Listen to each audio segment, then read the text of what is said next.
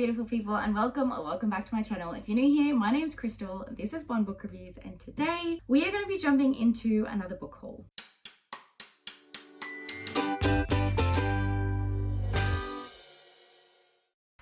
So I am currently under my newly renovated stairs, which look incomplete, but I promise you they are almost done. I am surrounded by furniture. You can't see it, but all my upstairs furniture is currently downstairs because my floors are still not finished. The floors are installed, but the skirting boards have not been put back on yet because I need to sand and repaint them. So I am currently surrounded by crap. And this is just the filming space that we're going to be working in so that I can still get a video to you. The lighting is atrocious today. It is stormy and disgusting. But I wanted to give you this update on some cool new books that I've got. So we're going to do this, and I hope that you can just understand the chaos that is my life right now. I am currently in baggy ass clothes, messy bun, but you know, I have the time. My child is at daycare, I am on my lunch break, and I will have time to edit this and get it to you. So I am just gonna go with the flow and hope that you guys continue to stick around until my life settles down. I've been saying this for almost 6 months now, that my life will settle soon. Can you tell the lie that I'm telling myself and then passing on to you guys? But yes, today we're going to be talking about some new and upcoming books that I have brought home from work. Some of these are arcs that are not yet released. Some of them are books that I have purchased myself. Some of them are books that I have picked up from free little libraries. Yeah, we're just going to talk about what I've hauled in the last, I think it's been about a month and a half since my last haul. I could be totally wrong. They're currently in about 7 different places around my house. So let me go grab them and let's talk.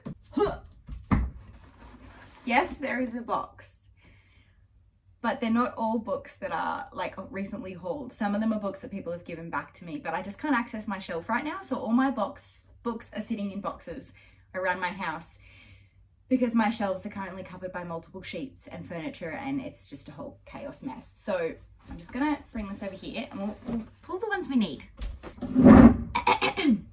I think the best way for me to do this is in genres. So let me just get these put into genres, and then I can timestamp down below the particular genre so that if you're interested in particular genre that I read and what I have hauled, you can go to that timestamp. Okay, so we have 2 literary fiction. One is non-fiction, one is fiction. We have a fantasy. We have 2, 3, 4, 5, 6, 7 romances, and 1, 2, 3, 4, 5, 6 mystery/thrillers. So let's dive into our literary fictions first, because they're the ones that are in front of me.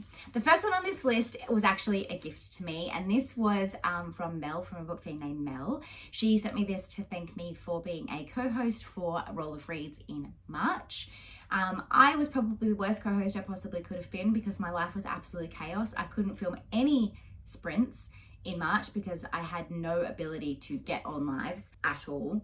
And I don't think I finished all my books for Roll of Reads. I read them all and I loved them all. They were probably all 5-star reads, but I just wasn't very active in the Discord and I did not get on a lot of sprints. So although she sent me a thank you, I feel like I don't deserve it, but thank you, Mel, for my thank you. And I'm so sorry that I let you down as a co-host.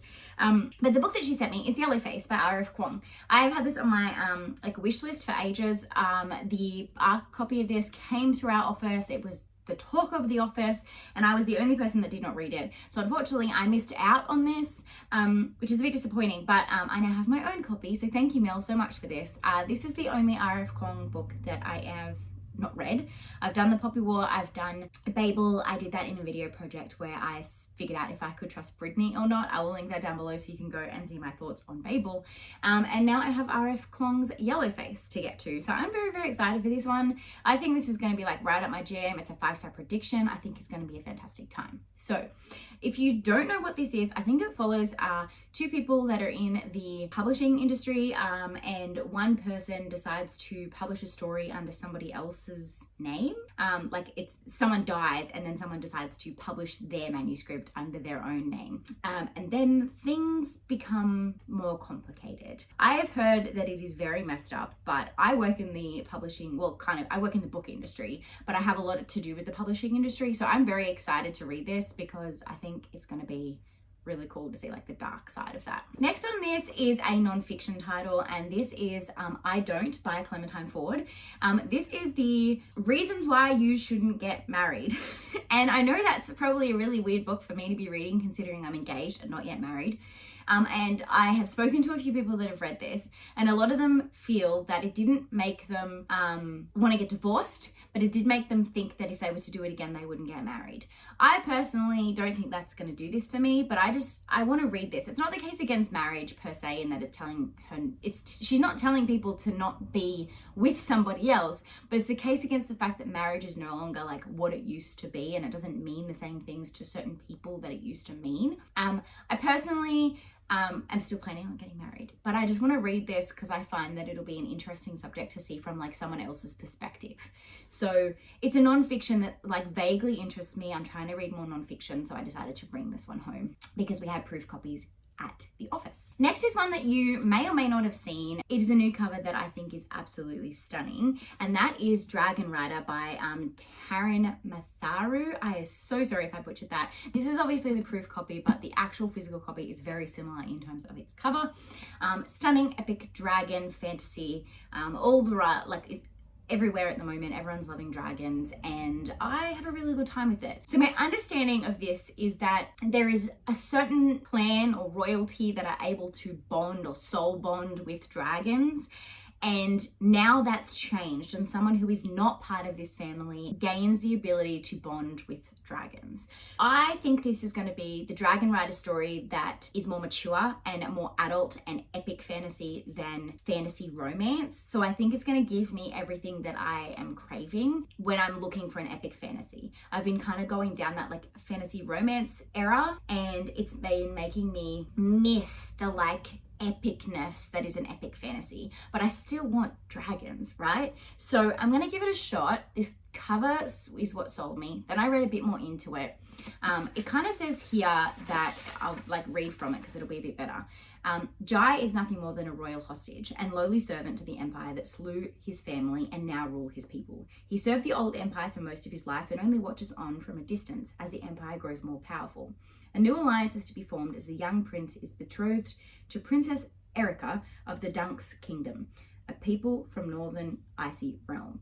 The princess brings with her gifts, dragons. Only Dank's royalty can soul bond with these magical beasts to draw out their power and strength, till now. So we'll see. It may or may not be what I'm after, but I'm gonna give it a red hot crack. Now we're gonna go into the romance category, which at the moment is my vibe. I'm in the romance thriller era again. I kind of went down like the fantasy romance and like the smut romance era. Romance will always kind of be something that I go to as like a good palette cleanser, but I'm wanting to get back into my thriller era because I think that as the months get cold here, like we're on the opposite side of the world to most of my audience. So in Australia now, it is starting to get into the cooler months, and as it starts to get cooler, I generally love to read more of that thriller stuff. Summer and warmer months is for like my romance, smutty era. And then as it gets colder, I kind of end up in the thriller area. So anyways, we'll start with the romance and then we'll go to this. So the first romance is called Just One Taste. It's by Lizzie Dent. Now this is one of those like enemies to lovers, forced proximity romances. So we have our main character, Olive, and she had a falling out with her Italian chef father many years ago. They kind of like stopped talking, and then this guy became kind of like the surrogate son to his father and like helped raise the restaurant.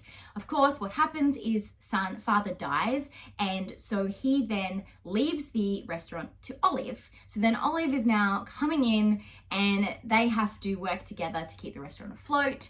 And I have a feeling it's going to be that kind of thing where like forced proximity, some romance is going to ensue. It's a hot Italian man. It's not going to have a lot of smut, I don't think, but it has been compared to people who are fans of Beth O'Leary, Emily Henry, and Sophie Kinsella. Now, Beth and Emily, definitely fans, not so much Sophie Kinsella. So we shall see. I'll give it a go. But the cover's really cute. It's literally like two people on a fork with spaghetti. Like, anyways. I love Italian, I love romance.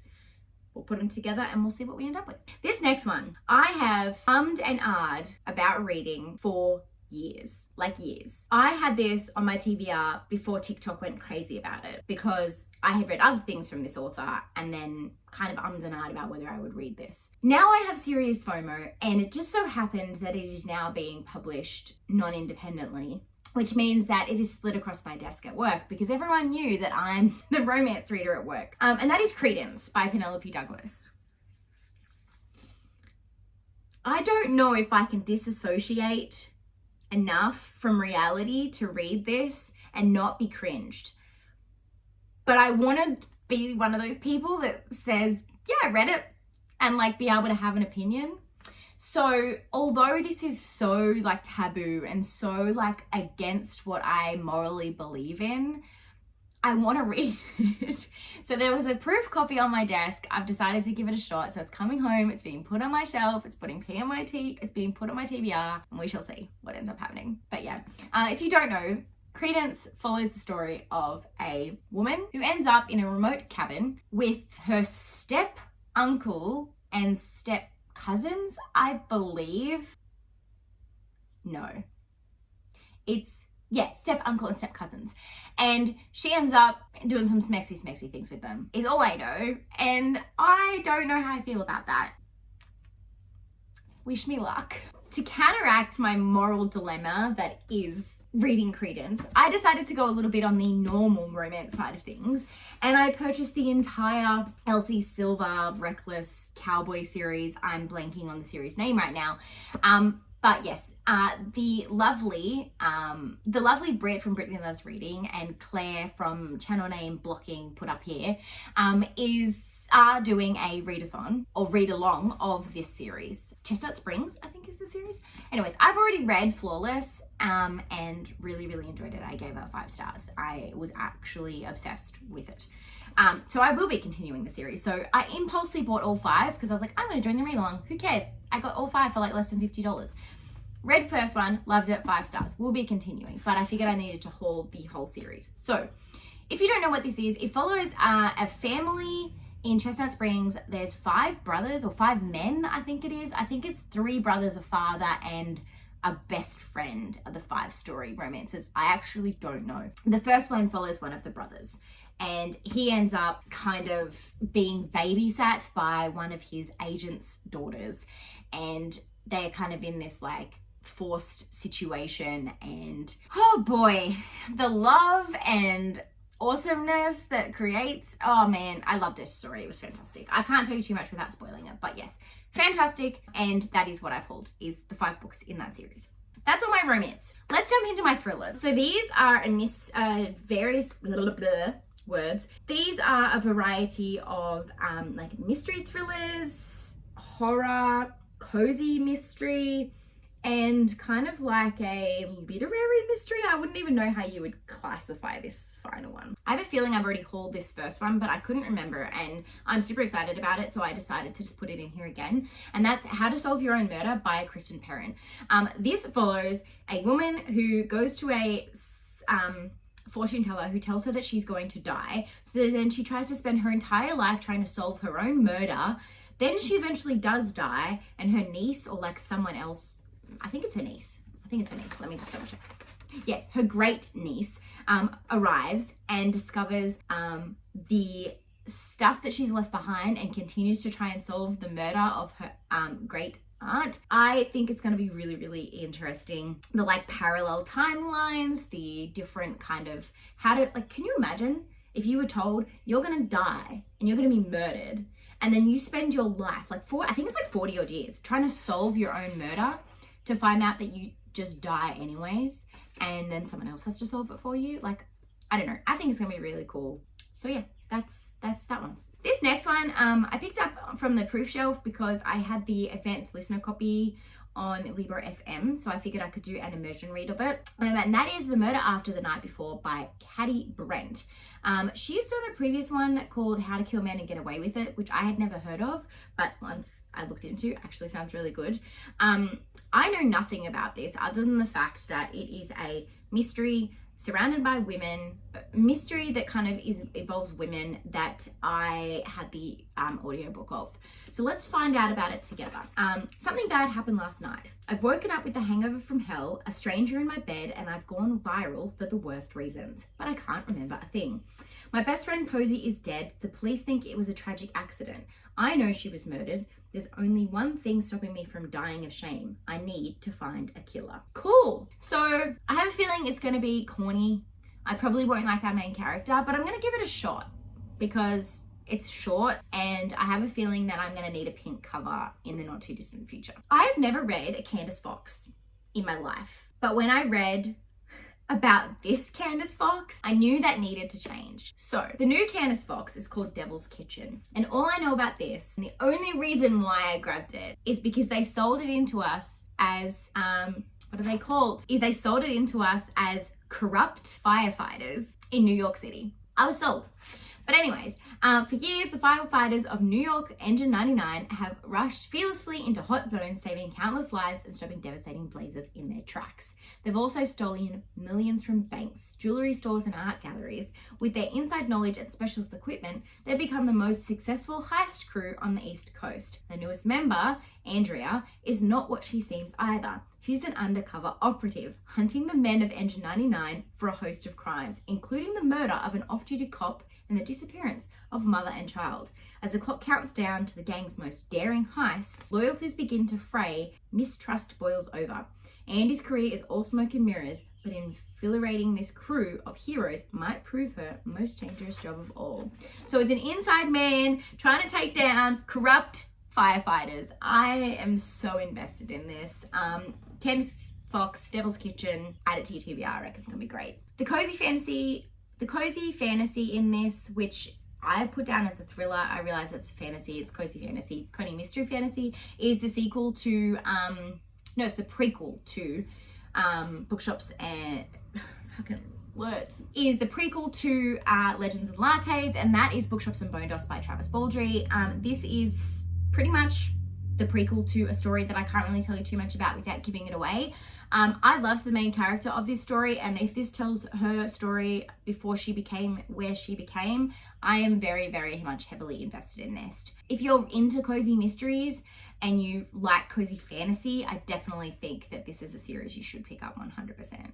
Main characters are fantastic. It's like reading a D&D campaign that you're very heavily invested in from page one. Next up is a backlist book that I picked up from a free little library, and that is The Drift by CJ Tudor.